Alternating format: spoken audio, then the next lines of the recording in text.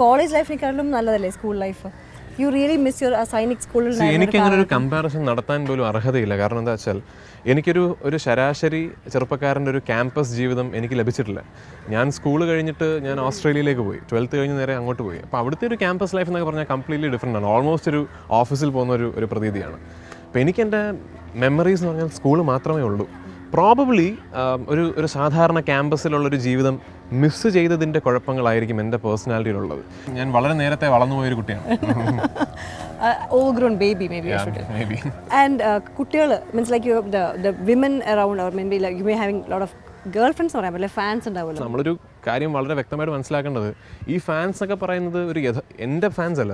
They are all അവരൊക്കെ മനസ്സിൽ കൊണ്ടു നടക്കുന്നത് അവരുടെ സങ്കല്പത്തിലെ ഒരു പൃഥ്വിരാജ് ഉണ്ട്. അവർ കണ്ട കഥാപാത്രങ്ങളിലൂടെ, അവർ കണ്ട സിനിമകളിലൂടെ അവർ സൃഷ്ടിച്ചിരിക്കുന്ന ഒരു Prithviraj.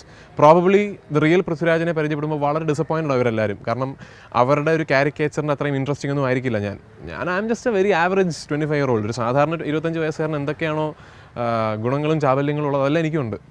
And I don't know whether it's, prove me if I'm wrong, you liked a girl called June in Australia. Yeah, but she was a lesbian.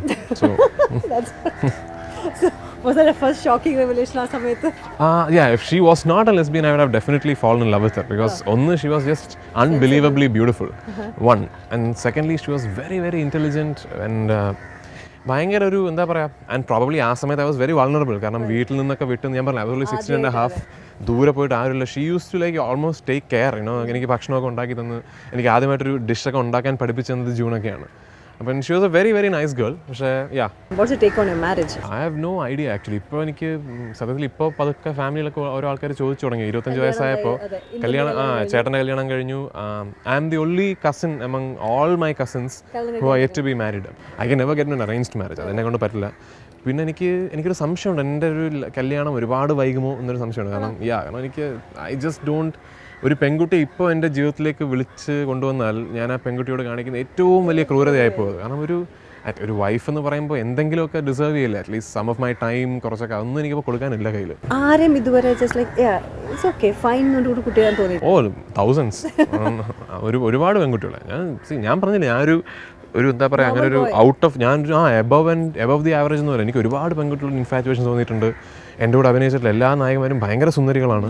അവരോടൊക്കെ നമുക്ക് അവരുടെ ഒരു ഭംഗിയുടെ പുറത്തൊക്കെ, പക്ഷേ ഈ പറഞ്ഞ പോലെ ഒരു പ്രേമം എന്നൊക്കെ പറഞ്ഞാൽ സംസാരിക്കുമ്പോൾ ഭയങ്കര ഭംഗിയുടെ കുട്ടി വരാണ്, പക്ഷെ സംസാരിച്ചു തുടങ്ങി കഴിഞ്ഞാൽ കംപ്ലീറ്റ്ലി പുട്ട് ഓഫ്. അയ്യോ, അങ്ങനെ ഒരുപാടുണ്ടായിട്ടുണ്ട്, ഒരുപാടുണ്ടായിട്ടുണ്ട്. ഈവൻ ഇൻഡസ്ട്രിയിൽ തന്നെ. ഇപ്പോൾ I need stuff in the personality, അല്ലെങ്കിൽ I get bored. Hopefully next year 3-4 സബ്ജക്റ്റുകളുണ്ട്. ആൻഡ് ഒരു സബ്ജക്റ്റ് ഞാൻ എഴുതാൻ ഒരാളെ ഏൽപ്പിച്ചിട്ടുണ്ട്. Let's see how it comes out. വേറെ ആരെങ്കിലും അഭിനയിക്കുമോ, താങ്കൾ തന്നെയായിരിക്കും അഭിനയിക്കുന്നത്? ഞാനായിരിക്കില്ല അഭിനയിക്കുന്നത്. രണ്ടും കൂടി നടക്കില്ല അല്ലേ? രണ്ടും കൂടി നടക്കില്ല. എൻ്റെ സ്ക്രിപ്റ്റിന് എന്നേക്കാൾ കുറച്ചുകൂടെ മെച്ചപ്പെട്ടൊരു നടനെ ആവശ്യമാണ്. ഷോർട്ട് ആദ്യം റെഡിയാണ്, ഇങ്ങനെ ഇടയ്ക്ക് വന്നും പോയിക്കൊണ്ടിരിക്കുന്നത്. എനിക്കറിയാം, ഞങ്ങളുടെ തിരക്കിലെടുപ്പ് നേരെ വന്ന് എൻ്റെ പ്രോഗ്രാമിന് കൃത്യമായിട്ട് ശരിക്കും അല്ല, actually I would have preferred doing it otherwise. പക്ഷേ ഈ പറഞ്ഞ So where do you see 5 years from now? See, it's all a wish. 5 years from now, I would have maybe directed a couple of films. I would have produced a film or two. I would be a known name in at least 4 languages across India. അന്ന് ഒരു മലയാള cinema എന്നെ വെച്ച് ചെയ്യുമ്പോൾ people should be at liberty to spend around 10 crores. കാരണം മറ്റ് ഭാഷകളിൽ ഞാനെന്ന നടൻ്റെ ഒരു വയബിലിറ്റി കാരണം അന്നൊരു മലയാള സിനിമയ്ക്ക് മറ്റ് ഭാഷകളുടെ ഒരു ഇൻവെസ്റ്റ്മെൻറ്റും കൂടെ വന്നു കഴിഞ്ഞാൽ that is where I see myself. കാരണം മലയാളത്തിന് ഇന്നുള്ള ഒരു ഏറ്റവും വലിയ കൺസ്ട്രെയിൻ്റ് എന്ന് പറഞ്ഞാൽ നമ്മുടെ ഫിനാൻഷ്യൽ ബൗണ്ടറീസാണ്.